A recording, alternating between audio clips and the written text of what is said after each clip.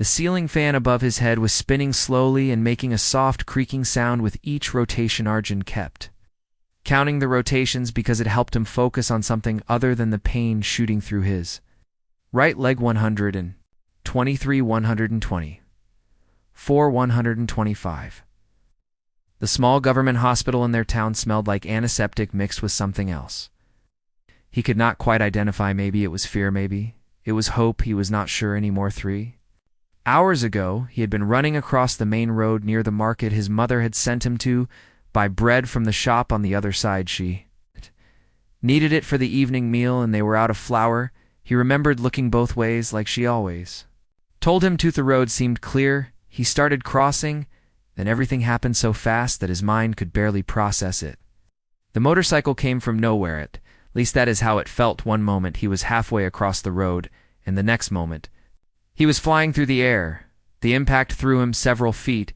He landed hard on the rough asphalt. People gathered around him immediately. Someone was shouting for help.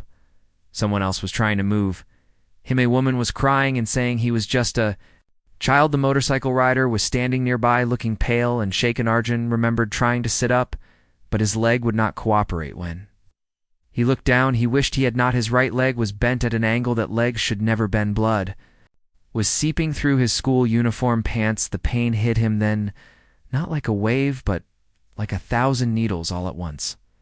Someone lifted him into a rickshaw. The ride to the hospital felt endless. Every bump in the road sent fresh waves of agony through his body. His father met them at the hospital entrance.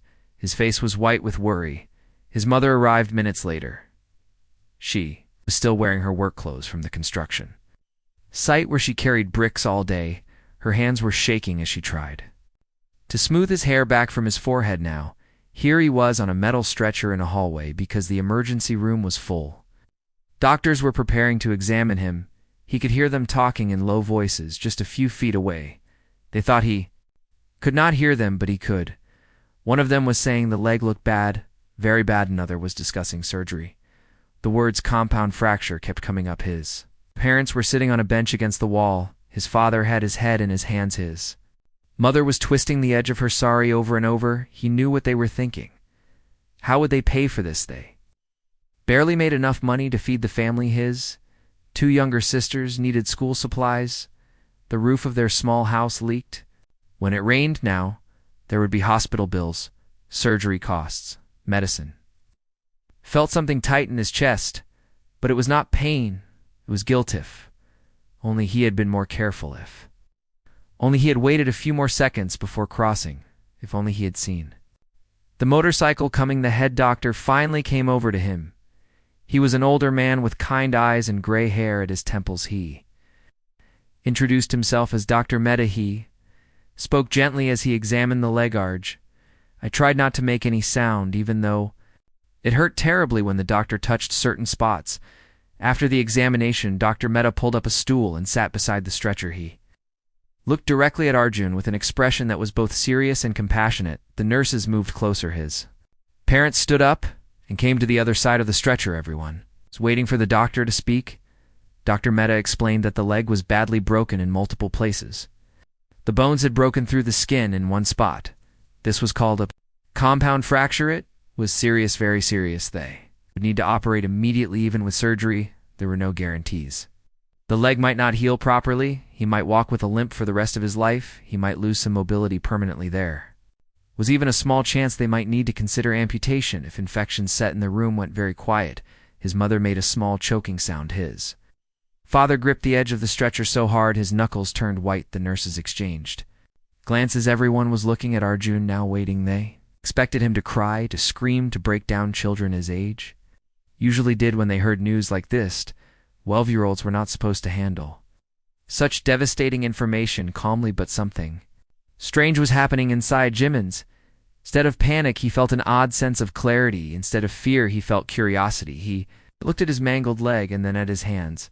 His hands were fine, not a scratch on them. He moved his fingers, they worked perfectly. Looked up at Dr. Mehta and asked a question that made everyone in the hallway stop what they were doing. Will I be able to use my hands? The doctor blinked. He had clearly not expected that question. He glanced at the nurses and then back at Arjun. Your hands are completely fine, why, do you ask? Karjan felt something settle inside him, something calm and clear then. I will be okay. The words came out steady and sure, not defiant, not brave in a showy wage. Just matter of fact, like he was stating an obvious truth. Dr. Mehta stared at him for a long moment. The nurses looked confused. His parents seemed too shocked to speak. The doctor leaned forward slightly. Son, do you understand what I just told you? You might never walk normally. Again, you might be in pain. For a long time, this is going to change your life, Arjun. Not a die, I understand, but I still have my hands. I can still think. I can still see and hear and speak, so I will be okay. Said it so simply, so clearly, like it was the most logical conclusion in the world. There was no drama in his voice, no tears, no trembling, just acceptance. The hallway seemed to hold its breath. A patient in a nearby bed had stopped moaning. The nurses had stopped moving even. Squeaky ceiling fans seemed to pause. Dr. Mehta sat back on his stool. In his 20 years of practicing medicine, he had delivered bad news to hundreds of patients. He had seen every possible reaction, denying or bargaining, depression, but this calm acceptance from a 12-year-old boy, this was something entirely different. He looked at the child in front of him with new eyes. There was something in this boy that he had rarely seen in adults, say. Kind of wisdom that had nothing to do with age or education. It was the wisdom of someone who instinctively understood that life was not about what you lost, but about what you still had. One of the nurses wiped her eyes. His mother finally found her voice. You sure you are okay, Badar? You in shock, should we call? Someone. Arjun reached out and took her rough, calloused hand, the same hand that carried bricks all day to earn money for their family. I am scared. I would be lying if I said I was not, but being scared and being okay are not opposite things. You taught me that. Remember when Papa lost his job last year and we had no money? You were scared, but you said we would be okay, and we were. His mother broke down then, but they were not tears of despair. They were tears of something else. Pride, maybe your wonder, or the strange relief that comes when you realize your child is stronger than you ever imagined. Dr. Mehta stood up. He placed a hand on Arjun's shoulder. We are going to take very good care of you. You are going to need to be brave during the surgery and the recovery, but I think you already know how to do that. The doctor walked away to prepare for the operation, but he kept glancing back at the boy on the stretcher.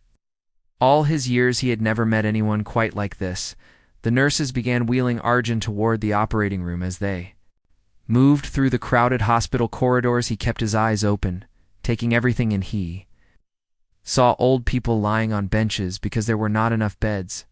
He saw children crying in their mothers' arms. He saw families sleeping on the floor.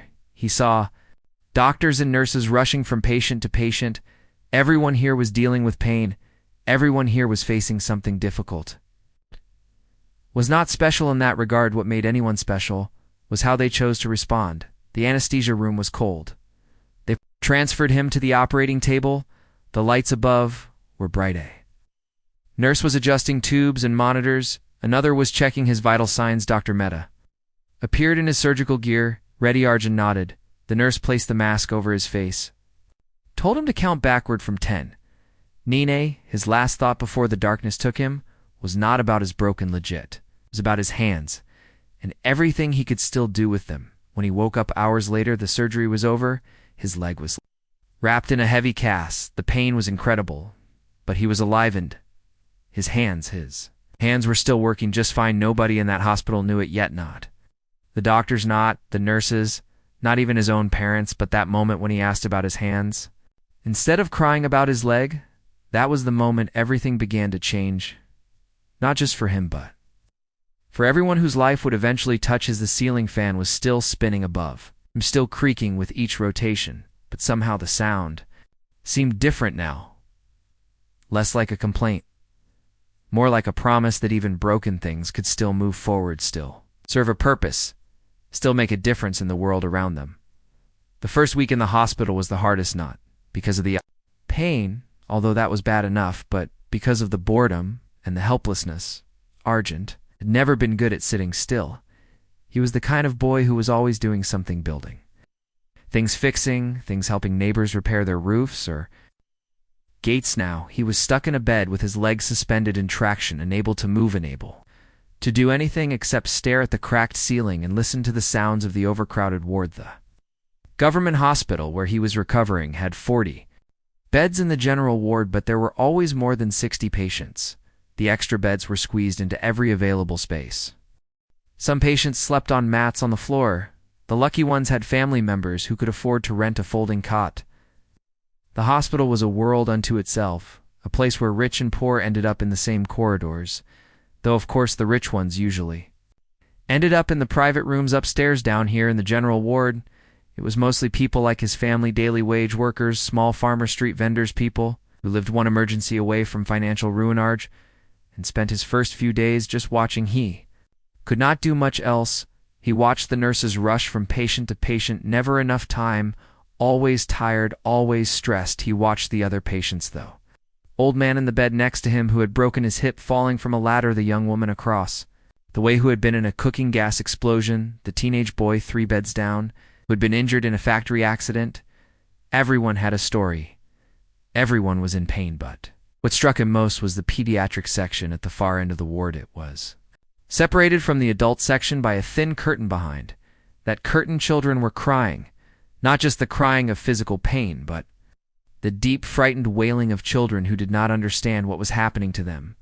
The sound went on day and night. His mother visited every evening after finishing her work at the construction site. She would bring him food from home because the hospital meals were terrible. She would sit by his bed and talk about his sisters, about the neighbors, about anything except money, but he could see the worry in her eyes. His father came less often because he had to take extra shifts as a night watchman to pay the hospital bills. He did visit. He would just sit quietly holding Arjun's hands, sometimes not saying anything at all. On the 4th day, something changed. His mother brought her mending work with her. She cleaned rooms for extra money, but she also took in clothes to repair. She sat by his bed stitching a torn shirt. Her fingers moved quickly, automatically. She had been doing this kind of work since she was a child. Arjun watched her hands, the way the needle went in and out, the way she knotted the thread, the way she transformed something broken into something whole. Jenkin, you teach me. His mother looked up, surprised. Teach you what? Bitu. So she smiled for the first time in days. Why, do you want to learn sewing? That is women's work. Who says work is work? Have nothing else to do and my hands are finai. Might as well learn something useful. She hesitated for a moment, then shrugged. All right. Why not? She showed him how to thread the needle, how to make small even stitches, how to tie off the thread so it would not unravel. His first attempts were clumsy, though. Stitches were too big and uneven, but he kept trying. By the end of her visit, he had successfully sewn a button back onto an old shirt. The next day, he asked the nurses if they had any old newspapers. One of them brought him a stack of papers that were headed for the trash. He started reading them, not just the news, but everything, the advertisements, the movie listings, the classified shen. He started folding them, making simple shapes he remembered from a schoolcraft class A. Bote hata, simple flower writ, was not much, but it was something to do something. To create. The old man in the next bed watched him with interest. What are you making, boy? Just folding paper. The old man smiled. My grandson loves those things. Can you make him something? I will visit him after I leave. Here, it would be nice to bring him a gift. Arjun folded a jumping frog, the kind that actually hopped when you pressed its back. The old man was delighted. His entire face lit up. This is wonderful. You have a talent. How much do you want for it? Arjun shook his head. Nothing. It is just newspaper. Give it to your grandson with my blessings. The old man looked at him for a long moment. You are a good boy. Your parents raised you well. Word spread quickly in the ward. By the next day, other patients were asking if he could make things for their children or grandchildren. He said yes to everyone. Soon his bedside table was covered with requests. Nurse named Lakshmi started saving newspapers in cardboard boxes for him. She would bring them during her rounds, sometimes with a shy smile, as if she was giving him something precious, and in a way she was giving him purpose. One afternoon, while he was folding an elaborate peacock from colored paper someone had donated, he heard the crying from the pediatric section. It was louder than usual, a child screaming. To take medicine, nurses trying to calm the situation. He could hear the exhaustion in their voices. Idea formed in his mind. Nurse Lakshmikan, I ask you something. She came over, wiping sweat from her forehead.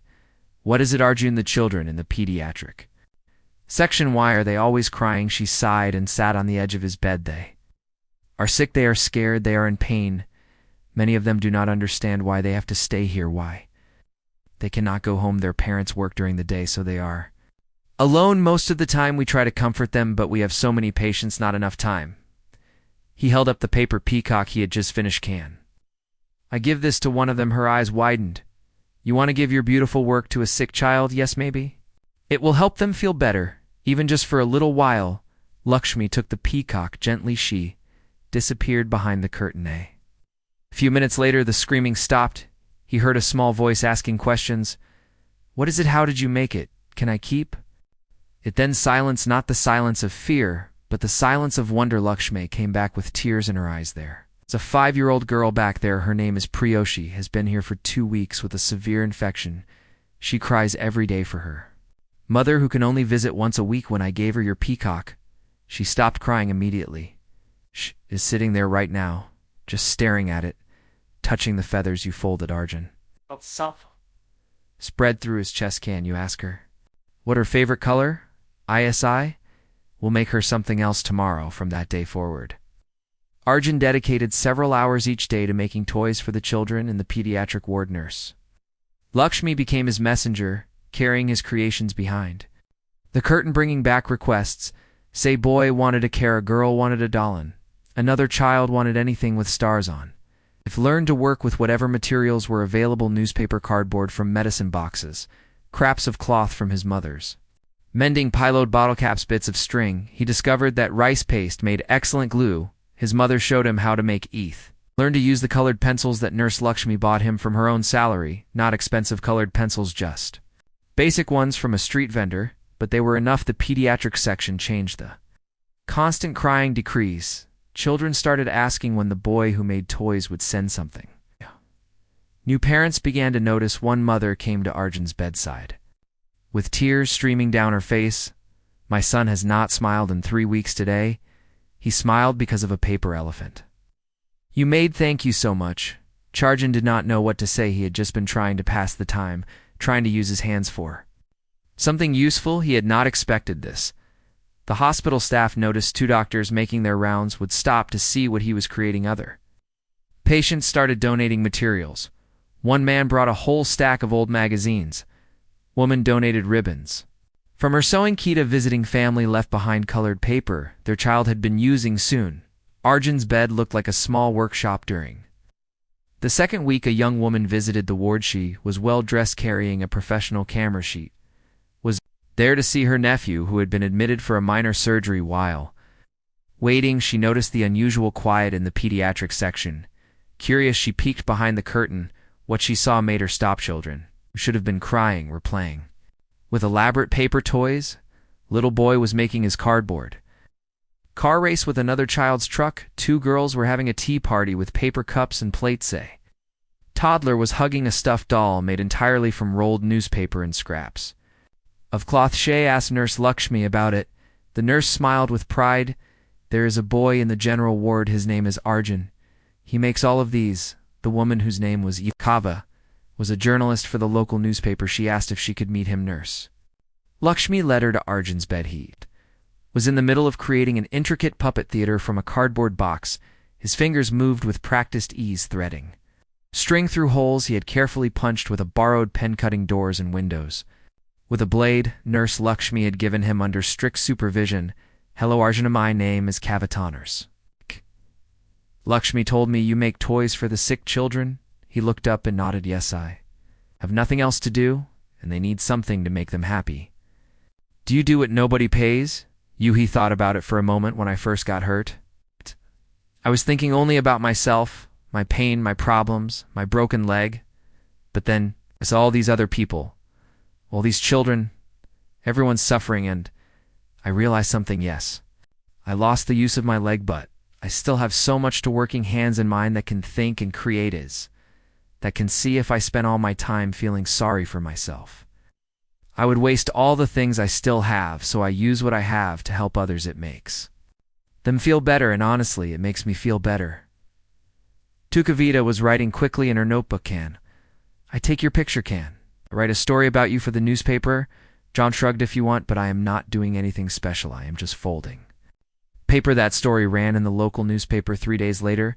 The headline read, "The Boy Who Turned Pain into Joy." It featured a large photo of Arjun sitting in his hospital bed surrounded by his creations. Article described his accident, his injuries, his calm acceptance, and most importantly his decision to spend his recovery making toys for other sick children. The response was immediate. The next day the hospital reception was flooded with calls, people wanting to donate money for Arjun's medical bills, companies offering to send craft supplies, schools asking if they could visit local shops wanting to display his work. The hospital administrator came to see him personally. "Arjun, we have received more than enough donations to cover your medical expenses. What would you like us to do with the extra money?" Arjun did not hesitate. "Can you use it to make an activity corner in the pediatric ward, a place where children can play and do crafts? Maybe some small tables and chairs, some basic supplies, books and toys." The administrator was stunned.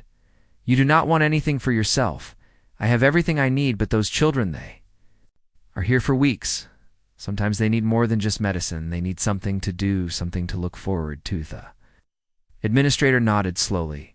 "We will make it happen within a week." Construction began on the activity corner. It was just a small space, barely bigger than a large room, but it had child-sized furniture shelves filled with donated books and toys, a corner dedicated to crafts with supplies neatly organized in bins, and on the wall, a large sign, "Arjun's Creative Corner, the boy who stayed here," reminded us that healing is not just about fixing bodies, it is about lifting spirits too. On the day it opened, Arjun was wheeled down to see it. The children from the pediatric ward were already there, playing, laughing, creating for the first time in weeks. Not a single child was crying. Nurse Lakshmi stood beside his wheelchair with her hand on his shoulder. "You did this. You changed this place." He shook his head. "I just folded some paper. The children did the rest." But deep inside he was beginning to understand something that would shape the rest of his life. He had discovered that the best way to heal your own pain was to ease someone else. That what seemed like a tragedy could become a doorway to purpose, that limitations were only as limiting as you allowed them to be, and that sometimes the quietest response to suffering was the most powerful. His leg was still broken. He would still walk with a limp. Nothing about his physical situation had changed, but everything about his understanding of life had transformed, and he was only just beginning to realize how far that transformation could reach. The day Arjun was discharged from the hospital felt both exciting and terrifying. After 3 weeks in the same bed, he had almost forgotten what the outside world looked like. The doctors had done their best. His leg had been put back together with metal pins and plates, but they were honest about the outcome. He would walk again, but not like before. There would be a permanent limp. Some activities would be difficult. Running would probably never be possible again. Dr. Mehta gave him careful instructions about physical therapy, about keeping weight off the leg for several more weeks, about watching for signs of infection, about being patient with the healing process. His mother packed his few belongings into a cloth bag, the paper toys he had been working on, the colored pencils that Nurse Lakshmi had given him, a small notebook where he had started sketching designs for more complex creations. Nurses all came to say goodbye, even the ones who were not assigned to his ward. They had become fond of this quiet boy who never complained, always had a smile for them, no matter how much pain he was in. Nurse Lakshmi hugged him tight. "To her going to do great things, Arjun." Noyas did not feel like someone who was going to do great things. He felt like a 12-year-old boy with a broken leg and a family that was now buried in debt.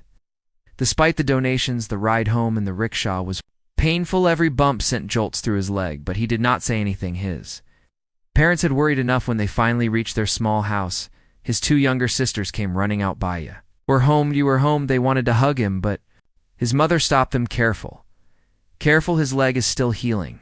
The house looked smaller than he remembered, or maybe he had just changed. His father had set up a cot for him in the main room, so he would not have to climb the ladder to the sleeping loft. His mother had borrowed extra pillows from neighbors, so he could keep his leg elevated.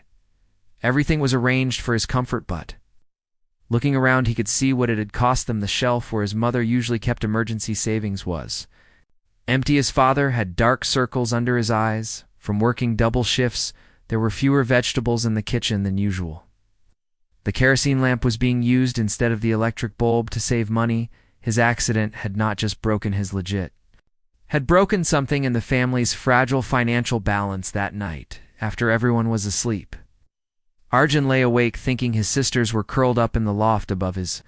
Parents were sleeping on a thin mat in the corner. The sounds of the neighborhood filtered through the walls, someone's radio playing songs, baby crying next door, dogs barking in the distance. He thought about the children in the hospital, about how happy they had been with simple paper toys, about how something so small had made such a big difference. He thought about his own neighborhood. There were dozens of children, here poor children whose parents could not afford toys, children who spent their days playing with rocks and sticks.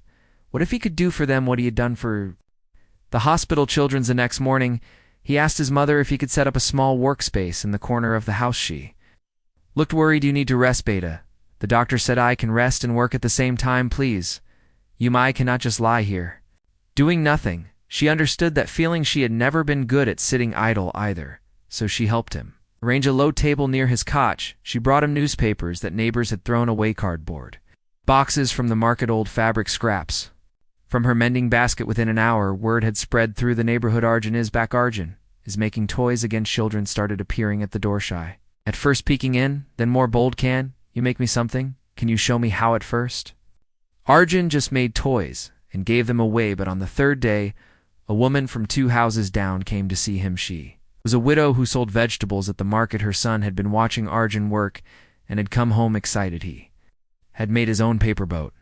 Following Arjun's technique, the woman looked at Arjun's workspace, at a pile of finished creations, at the children gathered around, watching his hands move. This is good what you were doing, but have you thought about selling some of these? People would pay for them. Arjun had not thought about that, to just make them for fun too, keep busy. She smiled. Fun is good, but could also help your family. Your parents are working so hard to pay the medical bills. If you could earn even a little money, it would help them. Idea took root that evening. He talked to his parents about it. His father was skeptical. Who would buy toys made from trashes? Mother was more thoughtful. At the temple fair next month, there will be many people. We could set up a small stall. Let us try the next 3 weeks became a production line. Arjun worked every day for hours. His sisters helped after school. His mother showed him how to make the items more durable, how to add small decorative touches that made them look more professional. Neighbors donated materials. One man brought a bag of colored paper he had gotten from his office. A woman gave them glitter she had saved from last Diwali. Shopkeepers sent over cardboard boxes of all sizes. The children in the neighborhood became his assistants. He started teaching them his techniques, not just how to fold, but why certain folds worked better than others, how to measure precisely, how to think creatively about materials. Some of them had natural talent. A 8-year-old girl named Mira could make flowers so realistic they looked almost real. A boy named Ravi had a gift for creating animals. Each child found their own specialty. The temple fair arrived on a bright Saturday morning. Arjun's father borrowed a handcart, and they loaded it with their creations, more than 200 items: paper, toys, cardboard houses, cloth dolls made from scraps, simple puzzles made from painted cardboard. His mother helped him to the fairground. Walking was still difficult. He needed a crutch, but he insisted on being there. They set up their stall between a candy vendor and a woman selling flowers. At first, people walked past without stopping. Their stall looked humble compared to the others. Just a cloth spread on the ground with paper toys. But then a small girl stopped. She was holding her father's hand. She pointed at a paper butterfly. It had wings that actually flapped when you pulled a string. The father picked it up, examined how much. Arjun's mother had discussed pricing with him. They had decided to keep everything very affordable to rupees. The man laughed at rupees. For this is worth much more. He gave them 5 rupees and told them to keep the change. The little girl walked away with her butterfly flapping its wings and giggling. Other people noticed. Within an hour, a crowd had gathered. Parents buying toys for their children, teachers buying educational items for their classrooms, an old woman who ran a small shop asking if they could supply her regularly. By afternoon, they had sold everything, every single item. Arjun's mother counted the money 3 times. She could not believe it. 700 rupees. Had made 700 rupees in one day. His father, who had been skeptical, was amazed. Do you know how many days I have to work as a night watchman To earn this much, Arjun felt something shift inside him. This was more than just making toys. This was possibility. On the way home, his mother stopped at the market sheet. Bought vegetables they had not been able to afford in weeks. She bought new notebooks. For his sisters, she even bought a small tin of the good tea that night. The family ate well. But Arjun was already thinking ahead. What if they did not wait for the next fair? What if they found regular customers? What if they taught more children? What if this could become something bigger? He shared his thoughts with his parents. His father was cautious. Do not dream too big, but too are still recovering. We are grateful for what happened today, but we should not expect. His mother interrupted. Why should he not dream? If he had not dreamed about making toys for sick children, that hospital corner would never exist. Let him dream. Let him. Trishay turned to Arjun. What do you need? He thought. Carefully, I need more children to help. I need someone to teach me about running a small business. I need to find more customers. And I need to get better at walking so I can go out and sell the next day. His mother talked to the headmaster of the local school. The man was interested immediately. He had read the newspaper article about Arjun. He offered something unexpected. What if you come to our school once a week, teach the children crafts during the activity period? In return, we will give you space to work and we will help you organize the children. Arjun agreed. The following week, he went to the school. 30 children showed up for the first session. He taught them basic paper folding, showed them how to make simple toys, explained that what looked like trash could become treasure. The children were fascinated, not just by the crafts, but by him. Here was a boy barely older than Thema boy who walked with a crutch, a boy who had been through something terrible, and instead of giving up, he was creating, he was teaching, he was smiling. One boy raised his hand. Does your leg hurt some? Teachers gasped. Should not ask such things, but Arjun smiled. Yes, it hurts every day. It hurts, but I have learned something. Pain is just information. It tells me my leg is healing. What I do with the rest of me while my leg heals, that is my choice. Choose to create. The boy nodded. Then he asked another question. Can we help you sell things? My family needs money. To Arjun had not expected this, but it made perfect sense. Many of these children came from families like his families who struggled. Families who could use extra income. What if he taught them not just to make things, but to sell them? What if they could all benefit? He talked to the headmaster after class. The man was thoughtful. This could work, but we would need to do it properly. Teach them about money management, about dealing with customers, about quality control. Make it educational. I know someone who might help. This someone was a retired businessman who volunteered at a local community center. His name was Prakashi. Had run a small manufacturing business before retiring. When he heard about Arjun's idea, he was intrigued. He came to meet this 12-year-old who wanted to start a children's business. What he found surprised him. Arjun was not just a dreamer. He had thought things through. He had samples of work. He had ideas about pricing and customers. He had already identified which children were best at which tasks. He had a natural understanding of organization. Prakash agreed to mentor him. Every Sunday he would come to the school. He taught Arjun and the older children basic business principles: how to calculate costs, how to price products, how to approach potential customers, how to maintain quality, how to keep simple records. Within a month, they had a system, 20 children working in teams. Each team specialized in different products. One team made toys, another made decorative items, another made simple educational materials like alphabet cards and counting beads. They called themselves the treasure makers because they made treasures from trash. Arjun could not run or play like other children, but he could organize, he could teach, he could inspire. He became the heart of the group. His house became the collection center. Every evening, children would drop off their finished work. His mother would inspect each item. His father started keeping records in a notebook. What was made, what was sold, how much each child earned. They split the profits fairly. Materials costs came off the top. The rest was divided among the children based on how much they produced. Some children made only a few rupees a week. Others made enough to buy school supplies. One girl made enough to help pay for her grandmother's medicine. The local newspaper heard about Kavita. The journalist who had first written about Arjun came back. She wanted to do a follow-up story. She spent a whole day watching the children work, seeing how organized they were, how seriously they took their responsibilities, how proud they were of their creations. Her article was even bigger than the first one. It featured photos of the children at work, quotes, It's from parents about how the project had helped their families. An interview with Prakash about youth entrepreneurship. The headline read, "From hospital bed to business leader, 12-year-old creates economic opportunity for dozens."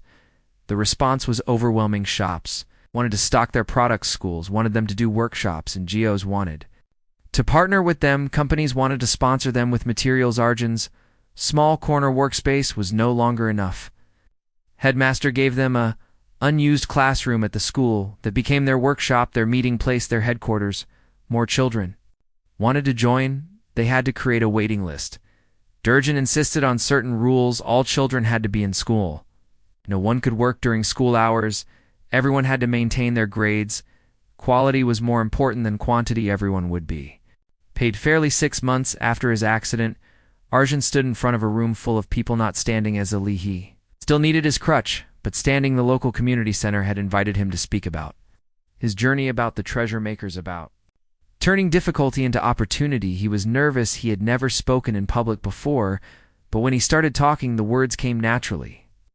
"I'm not going to tell you that breaking my leg was a good thing. It was not. It hurt. It was scary. It changed my life in ways I did not want. But here's what I learned. We do not get to choose what happens to us." The motorcycle that hit me did not choose that, but I did get to choose what I did after. I could have spent my time in the hospital feeling sorry for myself. Instead, I made paper toys. I could have come home and just waited for my leg to heal. Instead, I started teaching other children. I could have thought of myself as disabled. Instead, I focused on what I could do. He paused, looking at the faces in the audience. His parents were in the front row, his mother crying, his father beaming with pride, his sister sitting on the floor with other children. Everyone expected me to scream when the doctor told me I might never walk normally again. Maybe I should have. Maybe that would have been normal, but I realized something in that moment would not fix my leg. Crying would not change what happened. The only thing I could control was my response. So I asked about my hands, and when I learned my hands were fine, I decided that was enough, because hands can create, hands can help, hands can transform trash into treasure, hands can lift up not just yourself but others too. The audience was silent, listening. He continued, "The treasure makers is not just about making money, it is about making meaning.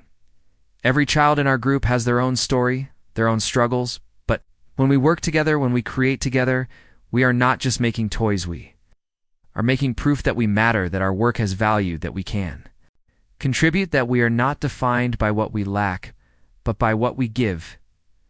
He finished speaking. For a moment, there was silence. Then the room erupted in applause. People stood, some were wiping their eyes. The director of a large NGO approached him after. "We want to help you expand this, stake it to other neighborhoods, so other schools teach more children." Arjun looked at her. "Then I have one condition. It has to stay simple. The moment we make it complicated, we lose what makes it special. These are children. They need to enjoy it. They need to learn, but they also need to stay children." She smiled. "I think we can work with that." As Arjun left the community center that evening, hobbling on his crutch, his parents on either side of him, he looked up at the sky. Stars were beginning to appear. He thought about the hospital, about the children who had played with his toys, about Nurse Lakshmi, who had believed in him, about Dr. Isna, who had expected him to scream. He had not screamed. He had created instead, and creating he had discovered something powerful, that the best response to pain is not always loud. Sometimes it is quiet. Sometimes it is simply using what you have to make something beautiful, to help someone else, to prove that broken things can still be useful, that wounded people can still heal others, that a boy with a limp can still move mountains. One paper fold at a time. 3 years had passed since the accident. Arjun was now 15, still walking with a limp, still needing his crutch on bad days. But so much had changed. Treasure makers had grown beyond anything he had imagined. What started with 20 children in one neighborhood now involved over 300 children across 5 different communities. Mall classroom workshop had expanded into 3 locations. With donated tables and shelves full of organized materials, buzzing with activity every evening. But with growth came challenges Arjun had not anticipated when he was 12, and just trying to keep busy in a hospital bed. The biggest challenge was not the work itself. It was people's attitudes. As Arjun grew older and the program became more visible, something uncomfortable started happening. People treated him differently. Kel, the children who used to play with him, now kept their distance, not because they were mean, but because he had become someone special, someone who got written about in newspapers, someone who gave speeches, someone who was different. The cricket team still practiced every evening in the field near his house. They never invited him anymore at first. He told himself it was because of his leg. He could not run, could not play properly, but he knew that was not the whole truth. They saw him as someone separate, now someone who had outgrown their simple games. It hurt more than he wanted to admit. His old friends would see him and wave, but they would not stop to talk, would not include him in their plans, would not treat him like just another kid. He was the boy who survived an accident, was a boy who started a business, the boy who helped poor children. He was a story, not a person one. Afternoon, he was sitting outside his house watching a group of boys playing, laughing, teasing each other, being normal. His younger sister Anjali sat down beside him. She was 10 now, sharp and observant. You miss it, do you not miss what being just? Not the Arjun who everyone talks about, just regular Arjun who would play and joke and not have to be inspiring all the time. He looked at her, surprised. How did you know? She shrugged. I see how you watch them, how you smile when people praise you, but how your eyes look sad. You wanted to help people, you did help people, but nobody asked if you wanted to become a hero. He had never put it into words before, but she was right. He had just wanted to make toys, to be useful, to not waste time feeling sorry for himself somehow. It had turned into something much bigger, something that made people see him as extraordinary when all he wanted was to be ordinary. But with growth came responsibility. The children and the treasure makers program depended on the income for some of them. It was the difference between staying in school or dropping out to work full-time. He could not step back now, even if he wanted to. The program had also caught the attention of people with bigger ambitions. A large NGO that worked on youth development wanted to partner with them.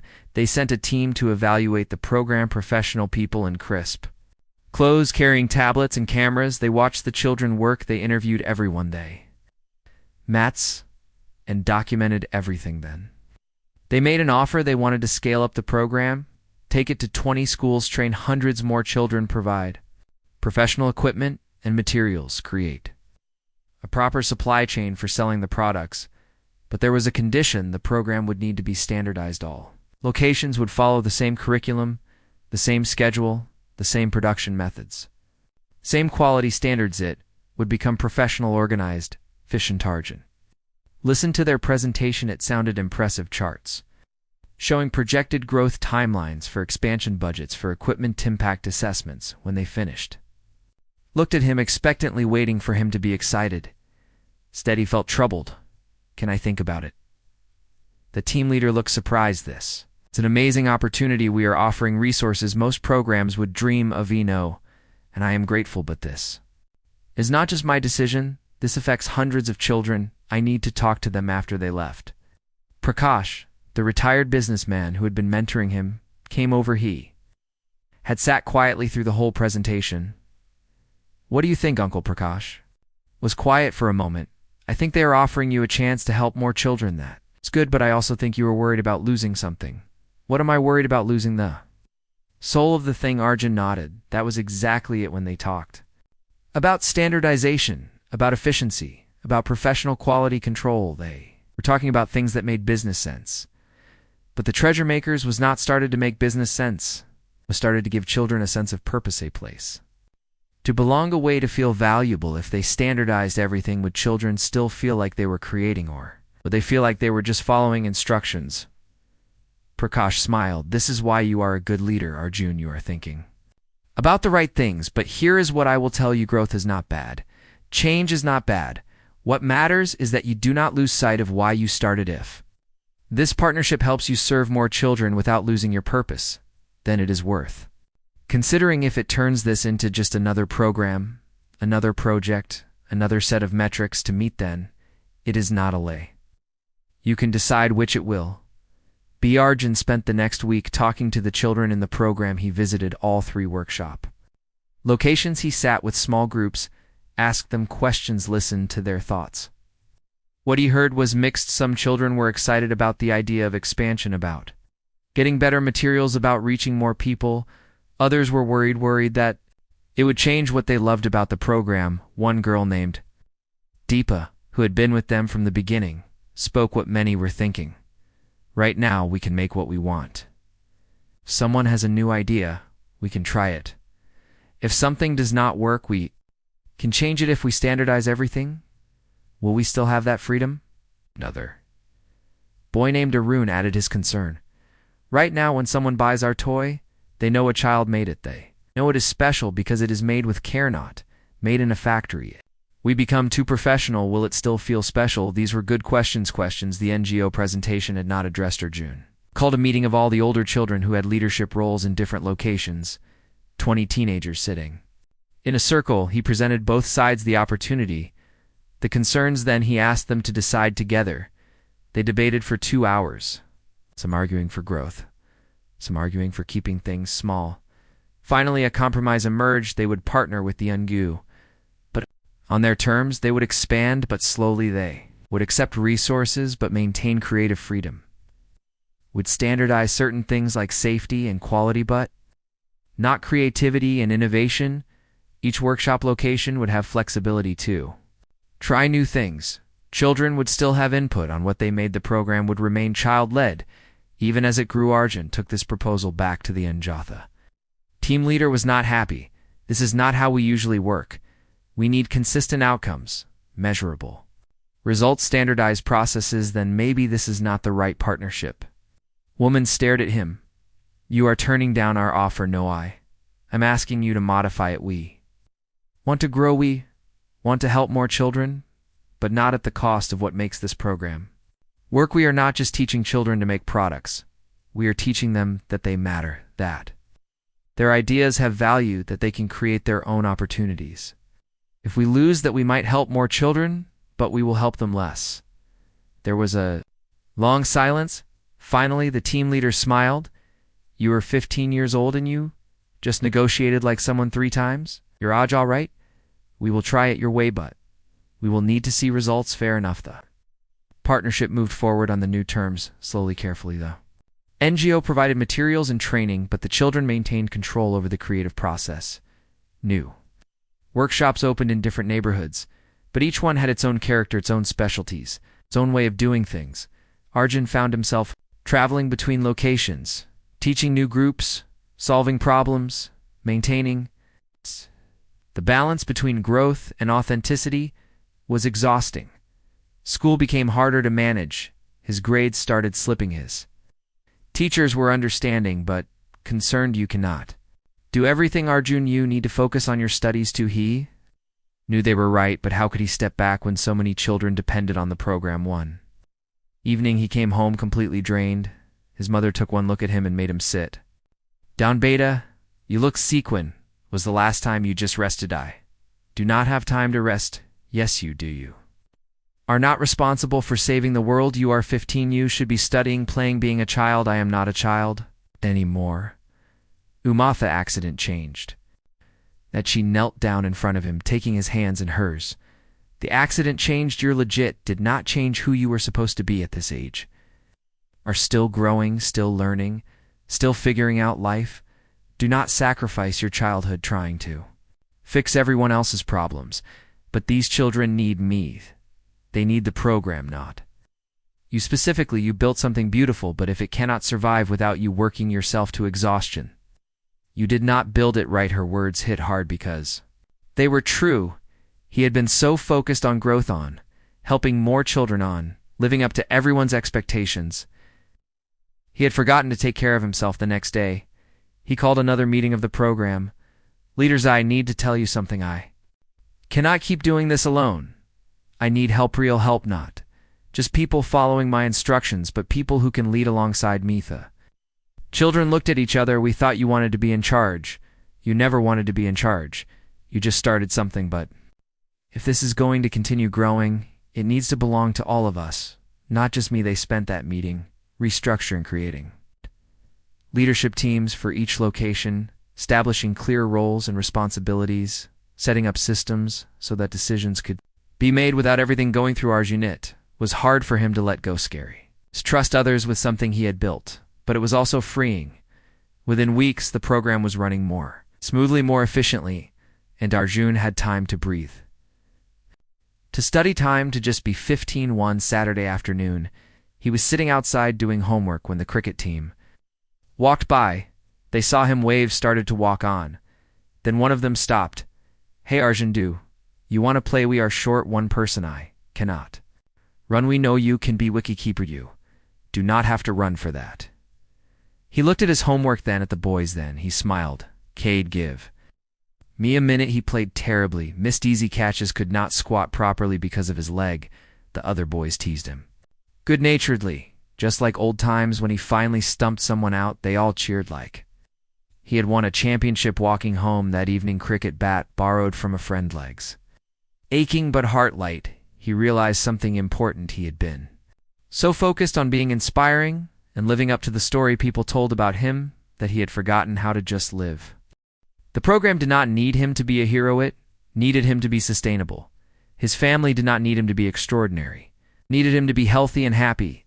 The children in the program did not need him to sacrifice everything. They needed him to show them balance. That night he made a decision. He would continue leading the treasure makers, but he would also be a student. Brother, a friend, a normal teenager with normal problems.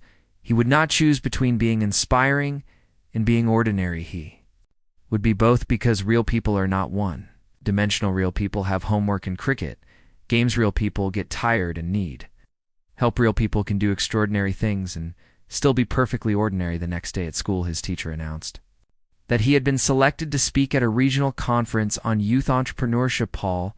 The students clapped, but this time when they looked at him, he did not see all. He saw his classmates, some admiring, some jealous, some indifferent. All normal laughter. Class's friend Rohan came up to him, the same Rohan who used to sit next to him before the accident, before the famed big speech coming up. Arjun shrugged. "I guess, do you get nervous every time? So you are not like superhuman or anything?" Rohan laughed. "That is good. Honestly, you were getting kind of weird being all perfect and inspiring all the time. It was annoying." Arjun laughed too. "It was annoying for me too." They looked together to the next class. Just a friends talking about nothing important, and everything important. That is when Arjun truly understood what he had been trying to say in all his speeches. The accident had not made him special. The toys had not made him special. Helping others had not made him special. He was already special just by being human, just by trying his best, just by getting up each day and choosing to do something meaningful, even if that something was as small as folding paper, as ordinary as playing cricket badly, or as simple as doing homework with a friend. Everyone had expected him to scream, expected him to break, expected him to be defined by his tragedy. Instead, he had shown them something different, not because he was extraordinary, but because he refused to be anything other than himself. And sometimes being yourself, fully, honestly, and perfectly, that is the most revolutionary thing of all. 5 years had passed since that afternoon playing cricket with his old friends. Arjun was 20 years old now, a young man rather than a boy. He still walked with a limp, still needed his crutch on rainy days when his leg ached, but he had long ago stopped thinking of it as a limitation. It was just part of who he was, like his brown eyes or his habit of humming while he worked. The treasure makers had grown in ways he never could have imagined. The program now operated in 47 schools across 3 states. Over 10,000 children had gone through the training. Hundreds were currently active participants. The small workshop that started in a borrowed classroom was now a registered nonprofit organization with a board of directors, professional staff, partnerships with corporations and NGOs, a proper office. But Arjun had made sure it never lost its soul. Every workshop location still had the freedom to innovate. Children still had input on what they created. Quality still mattered more than quantity. The focus remained on empowerment rather than just production. He was in his 2nd year of college now, studying social work and business management. A strange combination, his professors said, but it made perfect sense. To him, he needed to understand people, and he needed to understand systems. Both were essential for the work he wanted to do. College was in the city 2 hours away from his hometown by Bush. Came home every weekend to check on the program, to teach workshops to mentor new leaders to make sure everything was running smoothly. His mother still mended clothes, but now she also co-taught workshops teaching children stitching and fabric crafts. Father had quit his night watchman job. He now worked full-time managing the logistics for the treasure makers, coordinating material deliveries, managing inventory, keeping records. His sisters were in high school, both active in the program, both planning to study social work like their brother. The family had moved to a larger house, nothing fancy, but it had proper rooms, a solid roof running water, electricity that did not cut out every other datha.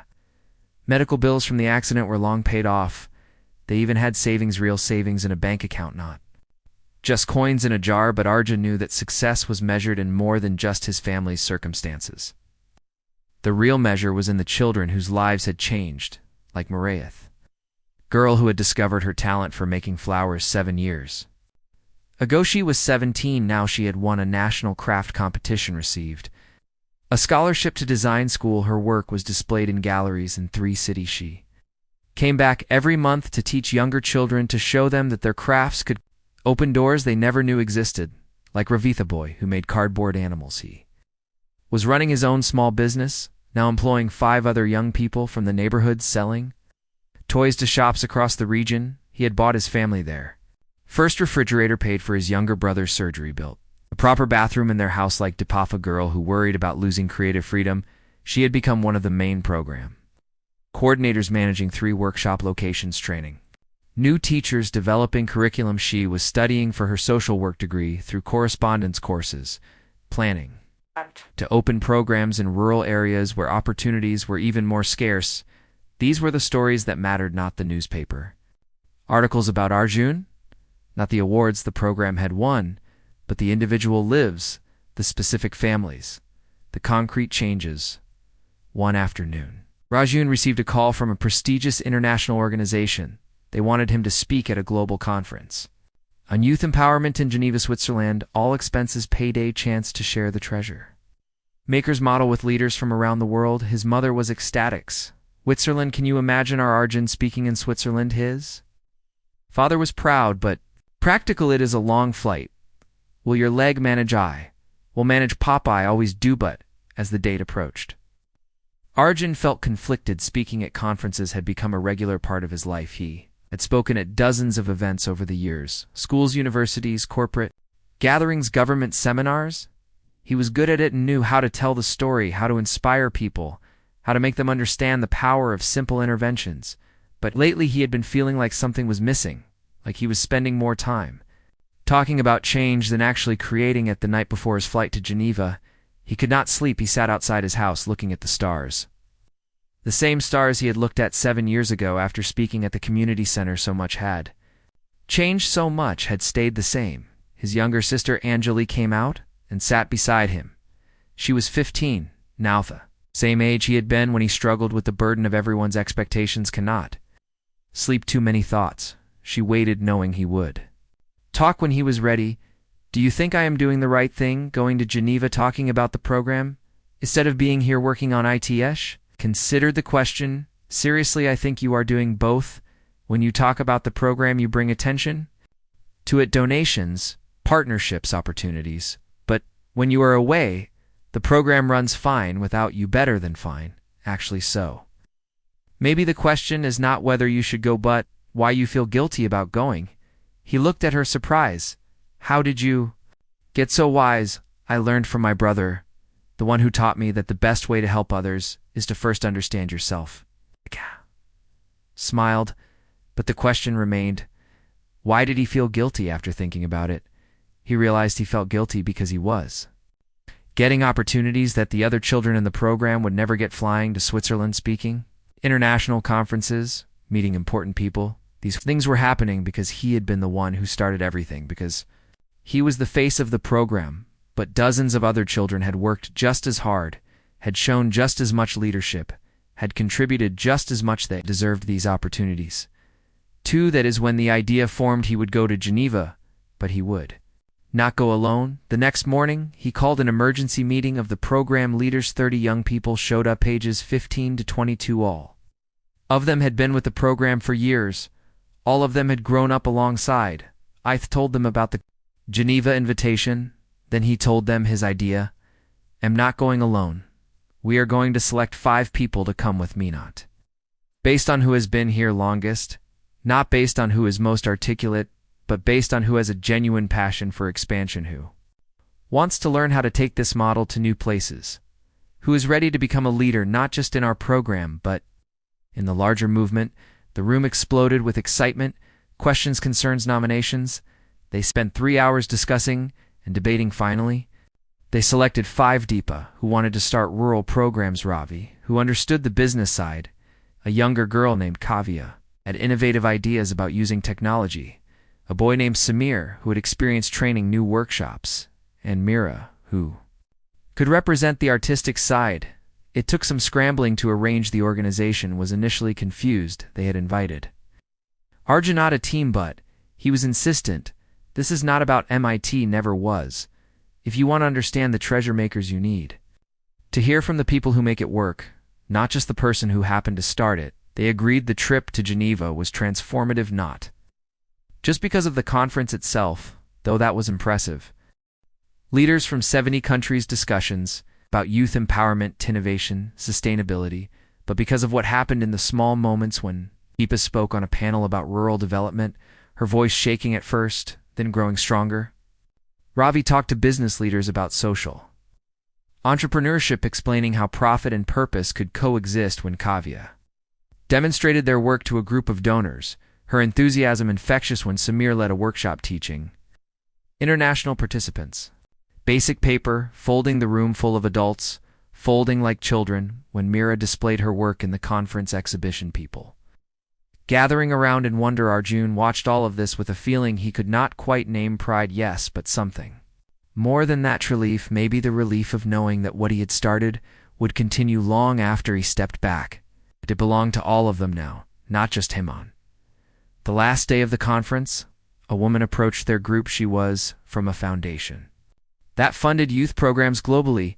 "We have been watching your team all week, the way you work together, support each other, challenge each other. This special. We want to help you expand, not just in India, but internationally. We can fund pilot programs in 5 countries, provide training, resources, connections. But we have one condition: we want this to be youth-led at every level. No adult takeovers, no professional managers coming in to run things. The young people themselves must lead. Can you do that?" Arjun looked at his team. They looked back at him. Then Deepa spoke up. "We have been doing that from the beginning.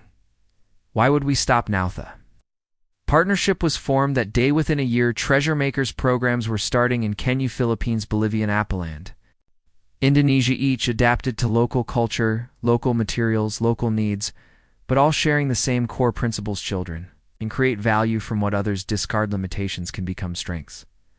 The best response to hardship is not always loud. Sometimes it is quiet, persistent creation. Arjun was now traveling regularly, but never alone, always with a team, always sharing the platform, always making sure multiple voices were heard. His college professors were understanding. They recognized that what he was learning in the field was as valuable as what he learned in the classroom.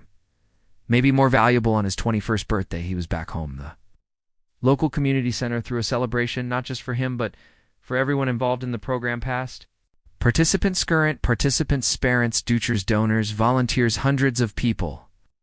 Mayor came, local business owners, the headmaster who had first given them classroom space, nurse Lakshmi from the hospital, Evan, Dr. Mehta, older now, but still practicing, still delivering bad news to patients, still occasionally meeting someone who responded with unexpected grace. People took turns sharing stories. A mother talked about how her son had stayed in school because of the income from the program. A teacher described how the program had changed classroom dynamics, making children more confident, more creative. A business owner explained how he now exclusively sourced gifts from Treasure Makers because the quality was excellent and the story behind each piece mattered. Then Dr. Mehta spoke. "I remember the day Arjun came to the hospital, a 12-year-old boy with a catastrophic injury. I expected screaming tears, the kind of breakdown any child would have in that situation.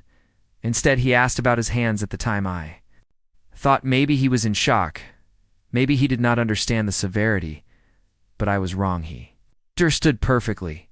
He just chose to focus on what remained rather than what was lost. That choice, that single moment of choosing gratitude over catastrophe, that changed everything, not just for him, but for thousands of children, for entire communities.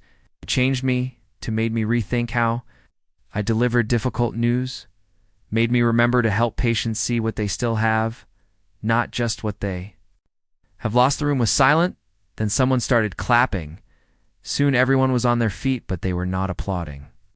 Dr. Mehta they were looking at, Arjun expecting him to speak. He stood up, leaning on his crutch, looking at the faces around him. He had known his whole life some. He had just met all of them, connected by this strange, this beautiful thing that had grown from a hospital bed and a pile of newspapers. I do not like being the center of attention. Ever have? When I was 12, I made paper toys because I was bored and wanted to be useful. I did not set out to start a movement or change lives or inspire anyone. I just did not want to waste the things. I still had my hands, my mind, my time, everything that came after the program, the expansion, the impact. That was not me. That was all of us. Every child who folded their first paper, every parent who saved newspapers for us, every teacher who gave us space, every donor who believed in what we were doing, every person who saw value in what others called trash. You all built this. I just asked about my hands, but if there is one thing I want people to understand, it is this: the world expects certain responses to tragedy, screaming, breaking down, giving up hand. Sometimes those responses are necessary. Sometimes we need to scream, sometimes we need to break down. There is no shame in that, but sometimes, just sometimes, there is power in the quiet response and looking at what remains and asking, what can I still do? Not what was taken from me. Because here's the truth: something will always be taken. Life will break you in some way. An accident, an illness, say, loss, say, disappointment. We do not control that, but we control what we do after we control, whether we focus on the broken leg or the working hands, and when we choose to focus on what remains, when we choose to create instead of complain, when we choose to help others while we heal ourselves, that is when change happens. Real change, lasting change, the kind that spreads from person to person, community to community, country to country, not because someone forced it, but because it makes sense, because it feels true, because it works.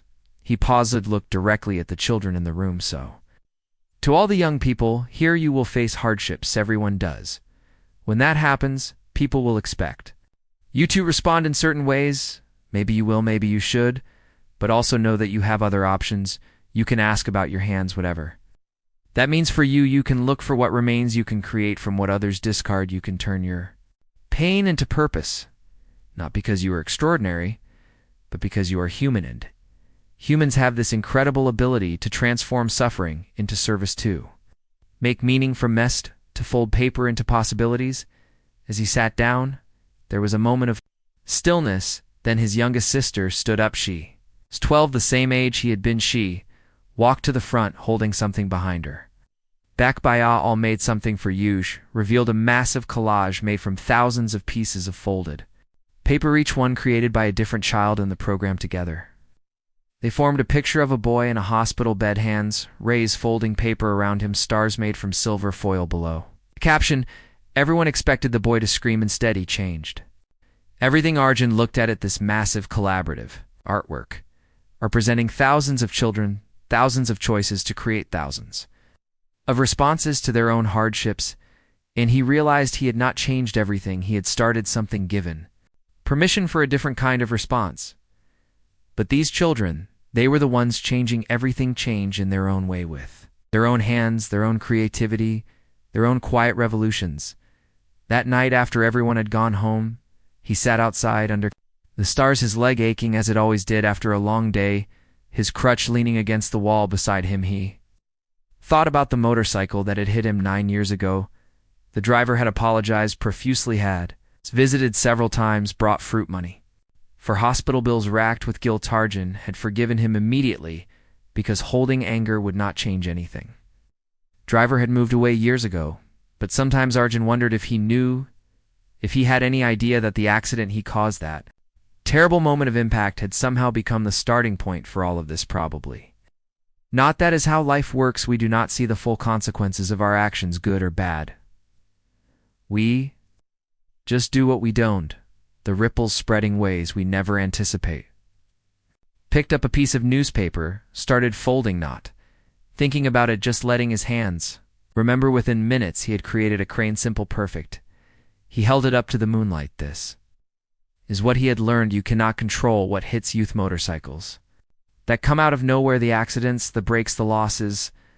But you can control your hands, what you create, what you give, what you build from what remains.